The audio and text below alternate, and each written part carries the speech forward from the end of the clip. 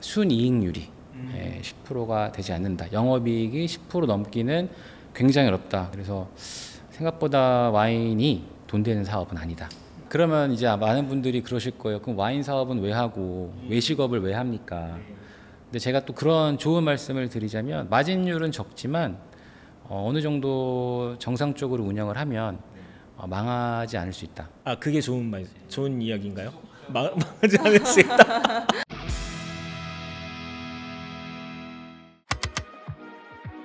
안녕하세요. 와인으로 가득한 우리만의 아지트 와지트의 호스트를 맡은 엄혜연입니다. 네, 솜TJ 노태정입니다. 안녕하세요. 한양여대에서 와인이랑 마케팅을 강의하고 있는 김지영 교수입니다. 문득 이런 생각 해보신 적 있지 않으세요? 내가 지금 마시는 이 와인이 과연 이 돈을 낼 만큼 가치가 있는가? 네, 같은 와인을 어떤 데서는 막 5만 원에 팔기도 하고 어디에서 뭐 10만 원에 팔기도 하고 뭐 그러잖아요. 도대체 이 가격은 누가 정하는 거예요?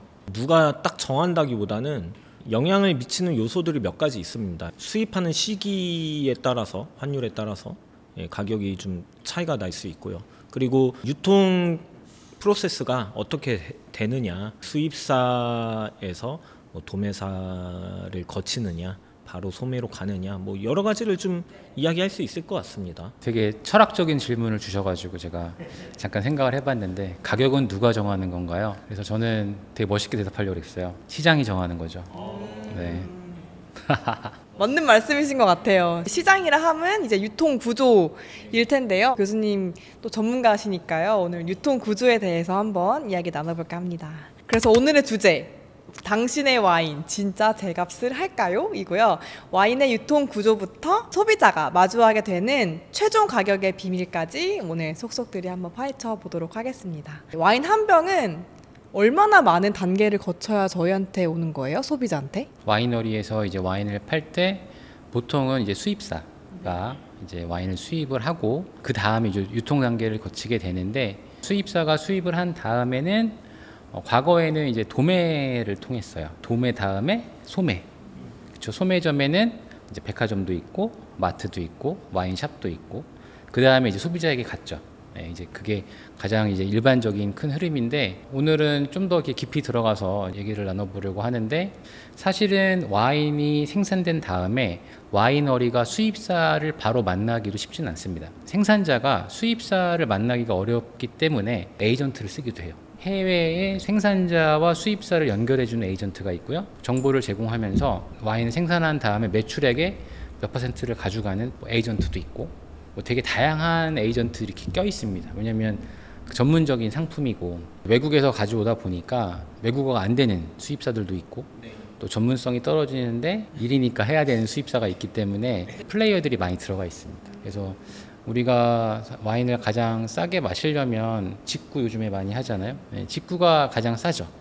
하지만 직구의 또 가장 큰 문제는 와인의 교환과 환불이 거의 불가능하죠. 모든 책임은 직구를 구매한 소비자에게 다 가기 때문에 그런 한계도 존재하는 것도 사실이고요. 단계들이 많아질수록 와인이 비싸지는 건가요? 당연하죠. 사실 뭐 저희도 현대백화점 유통이다 보니까 네, 그런 이제 마진으로 저희가 이제 매출을 내는 형태인 거죠. 그렇죠. 그런데 단계가 많아질수록 당연히 유통 마진이 붙으니까 가격은 비싸질 수밖에 없지만 그 이면을 살펴보면 단계가 많아지면서 부각되는 장점들도 있습니다. 쉽게 말씀을 드리자면 소매 입장에서 와인을 뭐 소량 이렇게 공급받기가 쉽지가 않아요. 그런데 도매상을 통하면은 그런 것도 가능하고 어떤 수입사 같은 경우에는 무조건 박스 단위로 발주를 하거나 아니면 팔레트 단위로 발주를 하거나 뭐 이런 조건이 붙는 경우도 있고요. 납병 발주라는 것 자체가 좀 어려운 경우도 많거든요. 그래서 이제 도매상을 쓰기도 하고 도매상 자체가 또 영업을 해주는 역할도 하고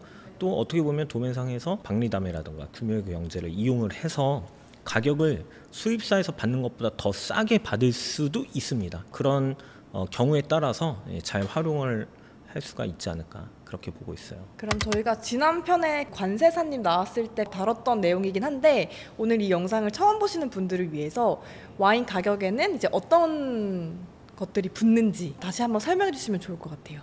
우리가 이제 와인을 수입할 때 수입 유통에서 쓰는 전문 용어들이 있는데 뭐 여러 가지 조건들이 있습니다. 수입에 대한 조건들이 있는데 와인의 세금은 CIF에 붙어요. 화물 운송비랑 보험료까지 해서 와인의 가격을 책정을 시작하거든요. 그게 이제 우리나라의 베이스예요. FOB로 물건을 사도 그런 거를 붙여서 이제 세금을 매깁니다. 그 다음에 이제 관세가 붙죠. 사실 한국에서 와인을 구매할 때 관세를 내는 나라들은 별로 없습니다. 그래서 관세 15%는 원래는 없었고, 관세 다음에 붙는 게 주세. 주세가 와인은 30%가 붙고요. 거기에 다음에 또 붙는 게 교육세가 또 10%가 붙어요. 그 다음에 또 부가세 10%가 붙인 게 와인이 이제 시작 공급하게 되는 가격이죠. 수입 원가인 거죠. 그렇죠. 네, 그렇게 되는데 외국인들이랑 그다음 뭐 공급자들이나 외국 친구들 얘기해 보면 교육세에 되게 의아한 사람들이 많아요. 한국은 와인 가르치는 거를 정부에서 해주냐? 왜 교육세를 와인에 붙이냐? 뭐 이런 게 있는데, 우리나라는 와인만 교육세가 붙는 게 아니라요. 소주에도 붙고요. 교육세는 다 붙어 있습니다. 그래서 사실은 10,000원짜리 와인을 이제 만약에 들어왔을 때 세금만 거의 한 40에서 60%까지 이제 올라가기 때문에 많긴 하죠. 다른 나라에 비해서. 뭐 홍콩은 제로잖아요. 와인에 붙는 세금이. 그래서 우리나라가 공식적으로 와인을 수입하다 보면 다른 나라에 비해 이제 가격 경쟁력이 떨어지는 건 사실이죠. 그래서 뭐 종가세랑 종량세에 대한 이슈들이 이제 계속되고 있는데, 제가 저번에 보니까 국산 와인 생산하시는 분들, 한국 와인 또 종가세, 종량세 얘기를 하시고, 모든 주종에 있는 모든 플레이어들이 다 종가세가 아니라 종량세가 되면 자기들이 속한 그 주종이 더 발전할 거라고 얘기는 하지만, 이건 굉장히 민감한 부분이에요. 그리고 정치적인 부분도 있고, 그렇기 때문에 뭐가 어디에게 도움이 된다고 함부로 말하기는 되게 어렵습니다. 여러 가지 이제 플레이어들의 다 이해관계가 결쳐 있잖아요. 그래서 사실은 뭐 우리가 당연히 와인을 좋아하는 사람이니까 종량세를 응원하는 거는 와인 애호가 입장에선 맞지만, 상황에 따라서 뭐 그 주종이 어디에 따라서 굉장히 많이 달라질 수 있을 것 같아요. 한 가지 예를 들면 막걸리 있잖아요. 막걸리 우리 보통 마트 가면 1,500원? 요즘에 1,700원? 소주도 비슷한 가격이잖아요. 막걸리랑. 소주에 들어가는 세금은 어마무시해요.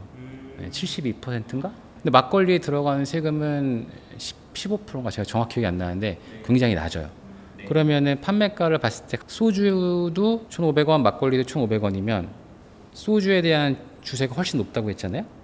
그러면 원가율이 높은 건 막걸리잖아요. 그러면 우리가 보면 원가가 비싼 게 좋은 거잖아요. 그쵸. 좋은 재료를 썼을 것만 같고. 소주의 주 원료는 이제 일반적인 희석식 소주는 다 타피오카랑 이런 수입된 주정으로 만들기 때문에 막걸리가 더 좋은 술일 수 있거든요.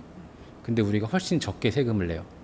그러면 그 막걸리를 생산하는 입장에서는 종량세랑 종가세로 봤을 때 뭐가 더 유리할까요? 내가 어디 속해 있냐에 따라서 굉장히 달라요. 그리고 또 막걸리는 탁주다 보니까 그 전통주 쪽으로 들어가서 세금 감면이 있는 거잖아요. 그렇죠. 아무래도 그런 게 있고, 요즘에 관세 전쟁 때문에 이런 게 의미가 있는지 모르겠으나 자국 술에 대한 그런 보호 관세를 하는 거에 대해서 굉장히 그 페어 커미션인가 여기서 되게 사실은 하지 못하게 하는 경우가 많거든요. 그거는 페어한 트레이드가 아니다. 근데 우리나라도 이제 그런 나라 중에 하나죠. 왜냐하면 쌀을 보호해야 되니까. 그래서 여러 가지 복합적이에요. 이런 모든 것들이. 어디에 기준을 두고 관점을 두느냐에 따라서 달리 이야기를 할 수 있을 것 같습니다. 그럼 저희 본격적인 이야기에 앞서 오늘의 와인 소개 한번 먼저 할까요? 토카이네요. 완전 귀여워요. 또 제가 토카이 정말 좋아하거든요. 너무 귀엽죠? 1인용입니다. 1회용 같아요. 1회용. 네, 원샷용. 아, 원샷이죠? 250ml거든요. 자, 로얄 토카이 5투뉴스 아스입니다. 예전에 한번 말씀을 드렸죠. 세계 3대 스윗 와인, 보통 프랑스의 소텔은, 독일의 트로켄메르나우스레제, 그리고 이제 헝가리의 토카이가 있다. 근데 당도로는 사실 토카이가 최고죠. 예전에는 이제 3투뉴스부터 해서 3, 4, 5, 6 하고 에센시아 이렇게 갔는데, 지금은 이제 5투뉴스부터가 이제 정식으로 등급에 들어간다고 보시면 될 것 같습니다. 그래서 5투뉴스 2018년 빈티지고요. 이 로얄 토카이 같은 경우에는 헝가리의 수많은 그런 그 와이너리 중에서도 특히 주목을 받는 게 와인 아틀라스의 저자 휴 존슨, 공동 저자죠. 제니시스 로빈스 이렇게 두 분이 8 에디션까지 지금 출판을 했는데, 휴 존슨이 투자를 해서 만든 와이너리라서 오히려 더 인지도가 있다라고 할 수 있을 것 같습니다. 프루민트와 하시레 밸류 블렌딩이고, 2025 코리아 와인 챌린지 베스트 오브 컨트리 헝가리 부문에서 입상을 했습니다. 토카이라는 이름이 되게 귀에 쏙쏙 박혀요. 그래서 와인 잘 모르시는 분들도 토카이는 안 잊으시더라고요. 예전에는 아이스 와인을 훨씬 많이 드셨던 것 같은데 시장이 되게 다양해진 것 같아요, 확실히. 한때 아이스 와인이 붐이었던 시기가 있었잖아요. 저도 기억을 하는데 네, 요즘엔 토카이가 많이 보이는 것 같아요. 근데 왜 250ml로 나온 거예요? 토카이 와인 같은 경우에는 보통 한 병의 용량 기준이 500ml예요. 스윗 와인이기도 하고 뭐 생산량이라던가 뭐 당도라던가 스타일 뭐 여러 가지를 고려해서 이들의 어떤 전통적인 그런 기준이라고 보시면 되는데 하프 바틀이니까 250ml로 나오는 거죠. 와, 제가 정말 좋아하는 망고와 패션 후르츠의 향이 너무 좋아요. 다양한 잘 익은 그런 과일들, 열대 과일, 마말레이드, 뭐 허니, 아주 달콤한 그런 뉘앙스가 굉장히 풍성하게 많이 올라옵니다. 아, 저는 이 허니 향도 좋은데 이 마말레이드 향이 너무 좋은 것 같아요. 교수님은 이 와인 좀 어떠세요? 저는 이제 보르도에 이제 2년 살았다고 소테른을 좀 선호하긴 하지만 그래도 산미도 되게 좋고요. 열대 과일 향, 그다음에 뭐 바나나 향도 저는 좀 되게 특징적인 것 같고 맛있죠. 토카이가 또 되게 요즘에 회자되고 있는 게 가성비가 되게 좋은 것 같고 보르도 소테른보다 좀 더 가볍다고 해야 될까요? 네, 그런 느낌도 좀 있고 갑자기 정신이 번쩍 드네요. 갑자기 당이 확 들어오는 느낌이에요. 구수한 약간 누룽지 비슷한 뉘앙스도 있어요. 저 그 얘기 하려다가 좀 이상할 것 같아서 얘기 안 했는데 호박엿? 아, 예, 오. 맞아요. 예. 호박엿. 그러면은 저희는 백화점이지만 그런 와인 수입사도 어떻게 보면은 유통회사인 거잖아요. 그런 이제 와인 수입사에 대한 좀 설명도 해주시면 좋을 것 같아요. 크게 이제 와인의 유통 구조는 온 트레이드랑 오프 트레이드로 나뉩니다. 온 트레이드와 오프 트레이드의 가장 큰 차이는 소비자가 그 현장에서 와인을 마실 수 있느냐 없느냐, 그러니까 서비스를 받을 수 있느냐 없느냐가 이제 기준이라고 보시면 되고요. 우리나라의 오프 트레이드는 뭐 전 세계가 마찬가지지만 백화점도 있고 이마트나 뭐 홈플러스, 그다음에 코스트코 이런 할인 매장도 있고, 그다음에 우리 집 앞에 있는 편의점도 오프 트레이드죠. 아울렛도 있고요. 그러면 온 트레이드는 서비스를 받는 곳이니까 이제 호텔, 레스토랑, 뭐 비스트로, 와인바 이런 것들을 다 온 트레이드라고 보시면 됩니다. 그래서 당연히 온 트레이드에서는 오프 트레이드에서 파는 것보다 판매가가 더 비싸겠죠. 왜냐하면 서비스 차지가 들어가니까. 네, 그래서 최소 2배 이상 비싼 게 당연하죠. 장소 제공 저 인력 제공 그리고 뭐 이런 글라스로부터 집기 해서 제공. 근데 재미있는 현상 중에 하나는 코로나 이후에 온 트레이드의 그 와인 매출이 굉장히 많이 줄었어요. 왜냐면은 생산이 가시잖아요. 왜냐면 레스토랑에서 안 마시니까. 그 반전이 이제 오프 트레이드 매출이 갑자기 커졌죠. 집에서 마셔야 되니까. 네. 단군 이래로 최고의 성장률을 기록을 했습니다. 그래서 다시 돌아가기가 되게 어려워요. 그래서 온 트레이드로 가지를 못해서 유통 채널 중에 온 트레이드 말고 오프 트레이드에서는 쿠키즈 프리가 너무 반갑죠. 왜냐하면 여기서 와인을 사서 레스토랑에 가서 마셔. 근데 레스토랑 입장에서는 쿠키즈 프리를 하지 않으면 홍보가 하기가 어려우니까. 네, 그래서 지금 채널이 굉장히 편중되어 있는 건 맞습니다. 그래서 과거에 우리나라에서 온 트레이드, 오프 트레이드의 비중이 뭐 3대 7이었으면 지금은 거의 9대 1 정도. 네, 오프 트레이드의 매출이 비약적으로 이제 커졌고요. 네, 전 세계적인 흐름도 사실 그래요. 과거에는 뭐 프랑스나 이탈리아, 뭐 특히 프랑스 같은 경우도 우리나라만큼 그 자영업이나 또 레스토랑들이 굉장히 많거든요. 그래서 온 트레이드 매출이 굉장히 높았는데 거기도 뭐 이제 좀 많이 빠졌죠. 그 다음에 뭐 수입사 아까 말씀하셨는데 수입사 입장에서는 자기 브랜드가 온 트레이드가 갈지 오프 트레이드에 갈지에 대해서 판단을 좀 명확하게 해줘야 돼요. 그게 같이 가버리면 백화점은 좋아요. 예를 들어서 어떤 와인이 5성급 호텔에서 만약에 뭐 20만 원을 받는다. 근데 백화점에서 가니까 뭐 10만 원 언더로 살 수 있다. 그러면 소비자들 입장에서는 당연히 호텔이 아니라 백화점에서 사겠죠. 그렇죠. 네. 그런데 호텔 입장에서는 야 여기서 똑같은 와인을 그렇게 파는데 못 팔겠다 이거. 소비자들이 와인 가격을 너무 잘 아니까. 대표적인 게 뭐 온테스 알파나 1865 같은 것들은 마트든 편의점이든 다 깔려 있잖아요. 그 소비자들 머릿속에 있어요. 저거는 싸게 사면 3만 원대 중후반, 비싸게 사면 뭐 4, 5만 원 이런 게 있잖아요. 그래서 그런 와인들을 예를 들어서 호텔에 판매를 해요. 그럼 이제 납품가가 있잖아요. 공급가가 물론 소비자가 사는 가격은 아니지만 거기에 이제 그 정도 되는 와인은 2.5배에서 3배 정도 붙여서 판단 말이에요.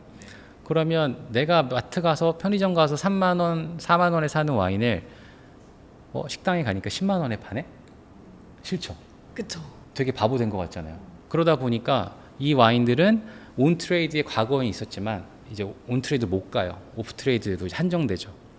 그러다 보니까 이제 채널별로 이제 문제가 생기잖아요.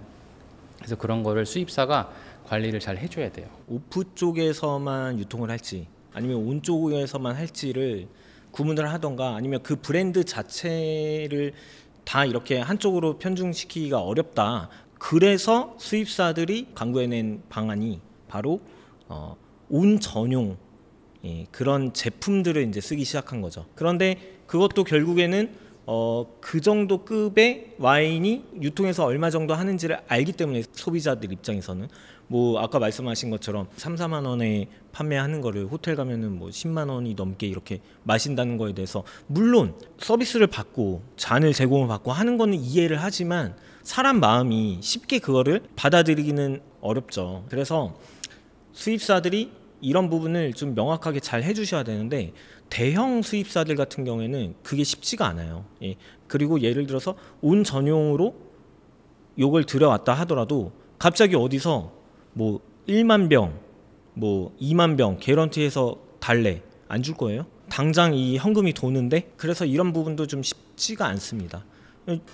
또 이제 수입사들 간에 브랜드가 이제 바뀌는 부분이 있잖아요. 뭐 수입사 간에 뭐 뺏고 뺏기는 그렇게도 볼 수 있겠는데 그러면 또 안타까운 게 기존에 이 브랜드를 취급하던 수입사에서는 내가 그렇게 공을 들인 브랜드를 뺏기는 거잖아. 그럼 좀 보복 심리가 붙는 거야. 그럼 이 브랜드 가격을 그냥 망쳐버리는 거예요.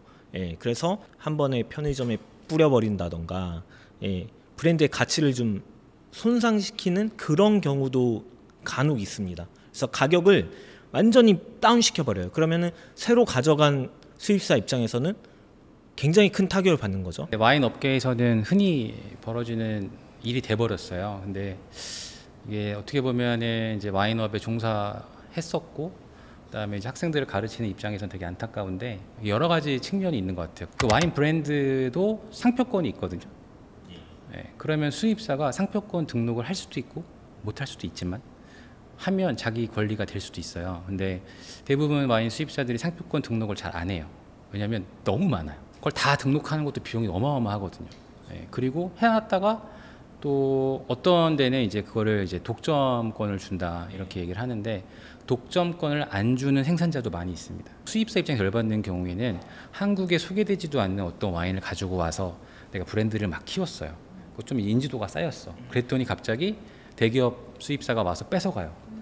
그러면 이제 열받는 거잖아요. 안타깝게 생각을 하지만 또는 이제 그런 거를 저한테 이제 이렇게 물어보시는 수입사 대표님들한테 뭐라고 말씀드리냐면 기분 나쁠 수도 있지만 또 제가 좀 완전 티잖아요. 그래서 몸에 맞는 옷을 입으셔야지 너무 큰 옷을 입으셨다. 정말 T이시네요.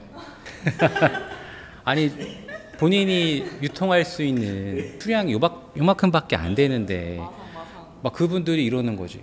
이게요 미국이나 뭐 스페인에서 뭐 1위예요. 판매 1위고요. 뭐 생산량 1위예요. 근데 이제 뺏겼어. 뺏기면 이제 막 열받잖아요. 아니 그걸 왜 가져와? 그렇죠.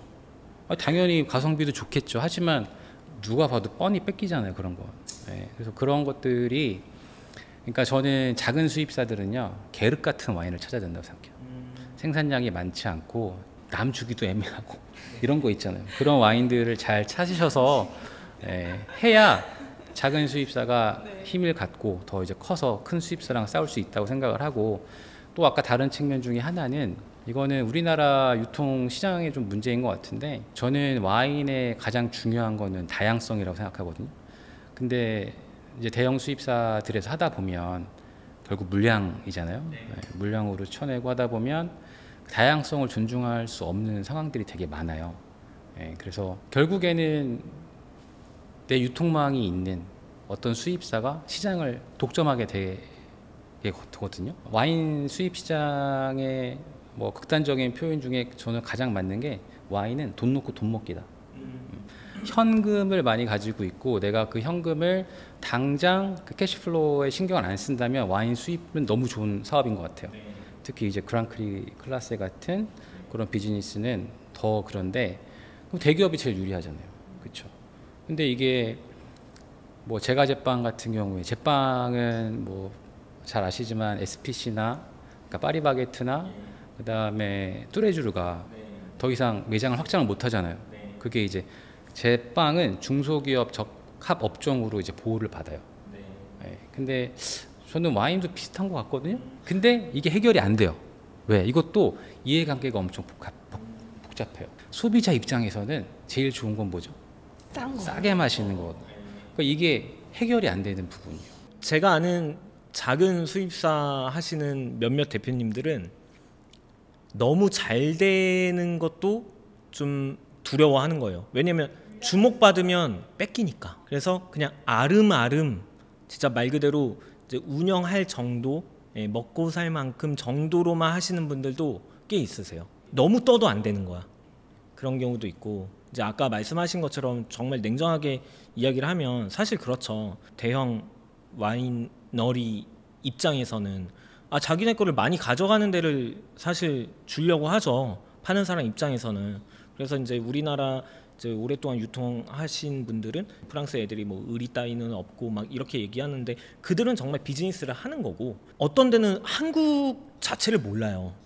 한국 시장 뭔데 너네한테 우린 안 줘도 우리는 충분히 잘 돌아가 이렇게 해서 안 주는 데도 간혹 있어요. 그런데 어렵게 가서 이제 받아온 거지. 근데 대기업의 자본에 그냥 바로 뺏기거나 이런 경우도 이제 비일비재한 거죠. 와인을 셀렉하고 수입하고 유통하는 것도 저는 그것도 실력이라고 봅니다. 어떤 와인을 가져와서 어느 채널에 유통을 할지에 대해서 이제 계획이 좀 명확해야 되는데, 예를 들어서 어떤 채널에서 재고 우리가 다 털어줄게, 흔들릴 수밖에 없거든요. 그럼 그거를 이제 재고를 털고 그 브랜드를 버릴 건지 그런 부분도 고민을 해야 되는데, 지금 또 되게 어렵잖아요, 와인 업계가. 아마 지금 계속 그런 일이 벌어지고 있는 것 같고, 뭐 좀 안타깝긴 하지만 비즈니스잖아요. 그렇기 때문에 자기 몸에 맞는 옷을 입는 게 굉장히 중요하다. 뼈 때리는 말씀이지만 가장 냉정하게 바라보는 그런 현실성 있는 또 욕 엄청 먹게 생겼네요, 사람. 교수님 입장에서 바라보는 냉정한 시선과 조언이니까요. 또 하나 드리고 싶은 게 신대륙 브랜드 같은 경우에 엄청나게 큰 회사들이 많아요. 그런 브랜드를 수입하는 중견 수입사더라도 대기업도 마찬가지지만 엄청 물량 푸시를 해요. 작년에는 10컨테이너 가져갔는데 올해 좀 늘려줘. 근데 수입사 입장에서는 작년에 엄청 열심히 한 거거든요. 근데 지금 한국 시장 경기가 안 좋아. 작년보다 뭐 10% 이상 빠진다고 지금 보잖아요. 그 전에 20% 빠졌고, 그럼 물량이 줄어들잖아요. 특히 큰 볼륨일수록 통계적으로. 근데 압박을 하는 거예요. 야, 작년에 이렇게 팔았는데 왜 못 팔아? 이제 그때 또 이제 아까 말씀하셨던 것처럼 채널이 막 혼돈이 일어날 수 있죠. 이제 그런 문제가 심심치 않게 발생하는 게 와인 업계라서, 철학이 있는 곳이라면 또는 버틸 수 있다면 채널 관리가 되게 중요해요. 예를 들어서 이런 거죠. 몇 년 전에 있었던 일인데 제가 다 직접 현장에서 해보니까 모 수입사에서 저희한테 엄청 인지도가 있는 브랜드 제품을 소개해줬어요. 물론 저는 알고 있었죠. 근데 고민했어요. 이거 워낙 인지도 높으니까 이거 팔면 소비자들이 가격이 좀 비싸다고 할 것 같은데 했는데 너무 가격 좋게 주겠다는 거예요. 받았어요. 딱 일주일 뒤에 이제 코스트코에 장을 보러 갔는데 제가 받은 공급가보다 싸게 팔고 있더라고요. 너무 놀랐어요, 정말로. 그래서 바로 전화했죠. 이거 뭐냐 그랬더니 그 담당 영업사원 자기는 몰랐다. 그러니까 그 회사 채널이 관리가 안 되는 거예요. 그래서 그 일을 한 2번 당했거든요, 그 회사에. 그래서 물건 뺐어요. 왜냐면 본인들 제품 관리가 안 되는데, 채널 관리가 안 되는데 그걸 어떻게 신뢰를 하고 그 물건을 쓰겠어요. 참 안타까운 게 이제 유통 채널 같은 경우에는 워낙 물량이 많으니까 그 단가를 낮출 수가 있잖아요. 근데 온트레이드 쪽에서는 뭐 호텔이나 다이닝 같은 경우에는 소량 발주죠. 그러니까 단가 부분에서부터가 차이가 굉장히 크게 날 수밖에 없는 거예요. 요즘에 그 해외 직구 병행 수입이 되게 많아지고 있잖아요. 근데 그런 와인들은 왜 그렇게 싸게 나오는 거예요? 요즘에 이제 소비자들이 그 여러 가지 채널로 사실 가격을 확인할 수가 많잖아요. 국내 가격에 비교해 보면 당연히 쌀 수밖에 없죠. 주세나 교육세, 부가세 이런 것들도 있고 이제 유통 마진도 들어 있고요. 물론 이제 해외에서 어떤 곳에서는 중간 마진 없이 올리면 당연히 더 쌀 수도 있어요. 예. 그래서 좋게 와인을 구매하시는 분이 많은 것도 알고 있고, 저도 주변에 이제 직구하시는 분들이 꽤 있는데, 문제는 와인에 결함이 있을 때 전혀 그런 구제를 받기가 어렵다라는 거 많이 저도 봤고요, 경험도 해봤고. 근데 이제 가격이 싼 이유는 사실 재고가 없는 데 있는 것처럼 하기도 하고, 얼로케이션이라고 하는데 할당을 해줘요. 배정 국가별로 또는 이제 수입사별로. 왜냐면 생산량이 한정되어 있으니까. 그럼 그 와인은 얼로케이션이 나온 가격은 예를 들어서 뭐 보르도에 뭐 어떤 샤토에서 뭐 얼로케이션이 나왔는데 엉프리미어에서 그러면 사실 그 가격이 그 밑으로 내려갈 수가 없죠. 그런데 내려오는 경우에는 뭔가 있는 거죠. 예. 그 의심을 해볼 필요도 있어요. 가품일 수도 있고 또는 재고가 너무 많아서 그러니까 재고떨이를 하는 경우도 있고, 직구가 더 늘어날 것 같긴 한데 소비자 보호를 받을 수도 없고, 그래서 사실 믿고 신뢰할 수 있는 유통사 그다음에 뭐 수입사가 있다면 저는 그게 그 리스크까지 감안한다면 훨씬 나은 것이라고 저는 보고는 있습니다. 기업에서는 이제 공식적인 수입을 통해서 물론 이제 그 중간에 피는 붙긴 하겠지만, 어쨌든 그 와이너리와의 공식 거래를 하는 거잖아요. 그래서 거기에서 오는 신뢰도는 또 어떤 리스크를 감수할 만한 그런 비용으로 충분히 대체할 수 있다. 일반 소비자들 기준으로 백화점, 뭐 마트, 편의점 모두 가격이 좀 천차만별이잖아요. 이제 어디서 사는 게 가장 이득일까요? 제품마다의 차이는 있어요. 뭐 우리나라 와인 가격이 일단은 비싸다고 이야기를 하는데, 사실 샴페인이나 보르도 와인이 그렇게 세계적 기준으로 봤을 때 비싼 편은 아니거든요. 예. 이제 뭐 유통 경로에 따라 차이가 있을 수도 있고, 그런데 최근 들어서는 편의점 와인 가격 무시 못해요. 정말 좋게 잘 나오고 있고, 그리고 저희 백화점 같은 경우에는 아무래도 임대 사업자고 뭐 이제 인건비가 들어가고 해서 기본적으로 마진율이나 이런 것들을 감안했을 때 조금 더 비쌀 수는 있어요. 하지만 신뢰도라던가 와인을 어떻게 취급을 하고 중간에 보관을 한다라던가 이런 부분, 그리고 선물할 때 어떤 포장에 대한 뭐 프리미엄 이런 것들은 확실히 이제 차별화가 있다고 생각을 하고요. 그리고 백화점에서도 와인 장터나 페어를 국내 최저가 수준으로 행사를 하는 경우도 있습니다. 특히 현대 백화점 같은 경우에는 뭐 이달의 와인을 통해서 뭐 국내 최저가로 선을 보인다던가, 또는 남양주 프리미엄 아울렛, 김포 프리미엄 아울렛에서 남현아 김현아 이렇게 얘기하죠. 거기는 저희가 직접 운영하는 직영 샵이 있어요. 기준을 이마트와 코스트코로 맞춰서 판매를 하기 때문에 굉장히 경쟁력이 있다고 생각을 합니다. 구매하시는 분들의 상황에 따라서 선물을 좀 해야겠다, 근데 좀 있어 보여야겠다, 있어빌리티? 백화점 포장지가 제일 좋잖아요. 그런 게 분명히 있을 것 같고, 또는 뭐 집 근처에서 사야겠다, 그럼 편의점이 당연히 좋을 거고, 오늘 장을 좀 많이 봐야겠다, 그러면 뭐 마트 가서 사실 수도 있을 것 같고, 또 요즘에는 전통시장 안에 있는 와인샵들도 많잖아요. 거기는 깡패예요. 거기는 이제 온누리 상품권도 쓰셔서 또 추가 10% 할인도 받을 수 있고, 그리고 지금 말씀하신 것처럼 그런 행사할 때 구매하시는 게 이제 가장 좋은 것 같고, 또 하나는 백화점에서 그런 거 많이 하죠. 장터 이런 거 할 때 전문용어로 오마진 막 이런 거 쓰죠. 5% 마진 보고 그럴 때는 무조건 사야죠. 그런 거 이제 확 재워 놓으시고 그런 것들을 좀 쓰시면 좋지 않을까. 그 와인의 소비자들의 그런 불신이 가격에 대해서 있는 것도 잘 알고 있고, 그렇기 때문에 신뢰받는 유통 채널이 더 많이 있고, 그거에 대해서 설명을 좀 해주시면 되게 좋을 것 같아요. 댓글에 항상 좀 뜨거운 게, 와인은 유통사가 좀 폭리를 취한다는 것에 대해서 좀 어떻게 생각하세요? 솔직하게 말씀드리면 전혀 동의하지 않고요. 제가 업계에 오래 있었기 때문에 확실하게 말씀드릴 수 있어요.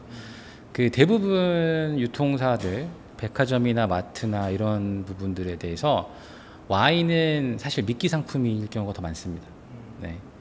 그래서 다른 유통 채널들이 와인 더 어려워하죠. 왜냐면은 큰 곳에서 더 싸게 파니까. 그렇죠. 뭐 예를 들어서 뭐 샤토 무통 로칠드 예전에 저도 기억나는 게 2005년 빈티지가 되게 좋았어요. 그래서 제가 그 당시에 국순당에 있을 때 900병인가를 제가 비행기로 이제 수입을 한 적이 있었는데 원가를 정확하게 알고 있잖아요. 그랬는데 그 원가보다 정말 몇 퍼센트 마진 올려서 그 무슨 노란색 마트에서 팔더라고요. 그거 보고서 미쳤나 애들이? 어떻게 이러지? 라고 봤더니 한 병 100만 원이 훨씬 넘는 거를 뭐 90만 원, 80만 원에 하면 한 병이에요. 예, 그렇게 이제 후킹용으로 많이 쓰는 경우도 있고 대부분이 그렇죠. 뭐 그렇기 때문에 저는 유통사가 폭리를 취한다는 건 좀 아닌 것 같아요. 네. 왜냐면은 경쟁이 너무 치열합니다 지금. 맞습니다. 네, 그렇게 얘기하던 시절은 제가 볼 때 한 10년 전, 그죠? 10년도 더 된 것 같아요. 정말 경쟁이 치열해지면서 가격적 메리트가 소비자에게는 좋아지고 있고 판매자는 계속 어려워지고 있는 실정인 건 맞습니다. 유통 채널의 마진에 대한 얘기가 사실은 뭐 백화점이나 마트가 아니라 아마 수입사의 유통 구조 그 마진을 얘기하시는 분도 계실 것 같은데 제가 그것도 좀 말씀을 드리면 저도 이제 국순당에서 마케팅을 오래 했기 때문에 국산 주류들도 그 마진율을 책정을 할 거 아니에요? 그러면 제조 원가가 있어요. 제조 원가가 만약에 500원이면 보통 이제 판매가를 한 1,000원 정도 잡잖아요. 다 그렇잖아요, 보통. 그렇지 않은 것들은 이제 고가의 상품들, 뭐 자동차나 전자제품 이런 거는 그렇게 못 봐요, 마진을. 네, 정해져 있어요. 그게 궁금하시면 회사의 공시 자료를 보시면 알 수 있어요. 매출액 얼마에 순이익이 얼마 나는지를 보면 정확하게 알 수 있거든요. 그래서 예를 들어서 5,000원짜리가 원가인데 10,000원에 만약에 공급가를 책정을 했다.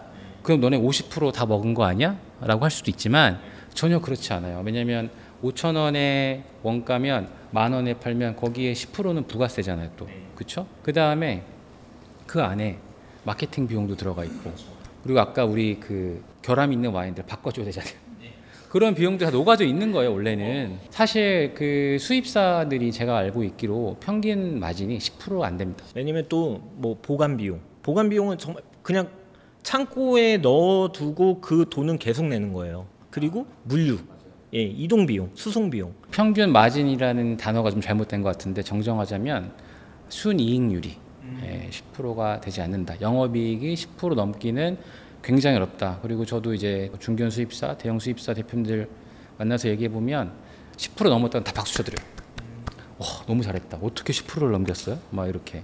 그래서 생각보다 와인이 돈 되는 사업은 아니다. 그러면 이제 많은 분들이 그러실 거예요. 그럼 와인 사업은 왜 하고 외식업을 왜 합니까? 근데 제가 또 그런 좋은 말씀을 드리자면 마진율은 적지만 어느 정도 정상적으로 운영을 하면 망하지 않을 수 있다. 그게 좋은 이야기인가요? 망하지 않을 수 있다. 지속적으로 오래 갈 수 있다. 정말 그런 것 같아요. 그래도 와인은 이미지가 좋잖아요. 그래서 저는 백화점들도 그렇고 마트들도 그 한창 그 와인 막 할 때 그 다 이유가 있죠, 그렇죠? 우리 백화점은 프리미엄을 그 컨셉을 도모한다. 그런 입장에서는 당연히 그거보다 더 좋은 아이템은 없을 것 같아요. 좋은 말씀을 해주셔서 조금은 위로가 됩니다. 네. 네, 그러면 오늘은 저희가 마시는 와인 한 병이 어떤 경로로, 어떤 가격 구조를 거쳐서 우리에게 오게 되는지 한번 오늘 쭉 따라와 봤는데요. 오늘 소감 한마디 해주세요, 교수님. 오늘같이 와인 얘기를 오랫동안 맨정신에 이렇게 해본 거는 되게 오랜만인 것 같고요. 아까 메이크업 하면서 밖에서 자꾸 이제 여기 계신 분들이 와인 하시는데 되게 좀 들떴어요. 왜냐하면 제가 처음에 와인 했을 때 이런 세상이 올 줄은 상상도 못했거든요. 우리나라 와인 시장 규모가 지금처럼 커졌을 거라고는 생각도 못했거든요. 근데 이렇게 커졌다라는 것 자체가 감개무량하다라는 생각도 솔직히 좀 많이 들었습니다. 김지영 교수님은 사실 되게 어려운 선배님이세요. 항상 굉장히 좀 냉철하시고 있는 그대로 되게 냉정하게 늘 이렇게 바라보시고 조언에 있어서는 정말 어떻게 보면 좀 혹독한 부분이 없지 않아 있는 분이기도 한데 개인적으로 굉장히 좀 존경하고 좋아하는 선배님이시거든요. 그래서 이런 와인 산업과 관련된 뭐 와인 결함과 관련된 좀 이런 이야기를 좀 진솔하게 한번 나누는 자리에 모시고 싶었는데 오늘 나와주셔서 너무 감사드리고요. 너무 즐거웠습니다. 좋은 와인을 찾으려면 맛뿐만 아니라 가격과 유통, 이제 정보까지 같이 보는 안목이 필요할 것 같습니다. 하지만 역시 최후의 승자는 즐기는 자가 아닐까 싶은데요. 네, 그럼 이제 마무리하고요. 와인으로 가득한 우리만의 아지트 와지트 다음 시간에 또 만나요. 안녕. 유통사는 어떤 일을 하나요? 좋은 제품을 잘 선정을 해서 좋은 가격에 구매를 해서 그것을 합리적인 가격으로 잘 맞춰서 판매를 하는 거죠. 잘 포장을 해서. 그리고 또 이런 와인 유통사에서는 저희 지금 와지트와 같이 마케팅을 해주는 그런 역할도 하고 있어요. 사실. 아무리 좋은 제품이 있다 하더라도 소비자들이 이제 알지 못하면 말짱 꽝이기 때문에 마케팅 부서와의 이런 협업이 굉장히 중요하죠. 가장 대표적인 사례가 성공 사례가 이 와지트 멤버십이 아닐까 감히 한번 말씀을 드려볼 수 있을 것 같습니다.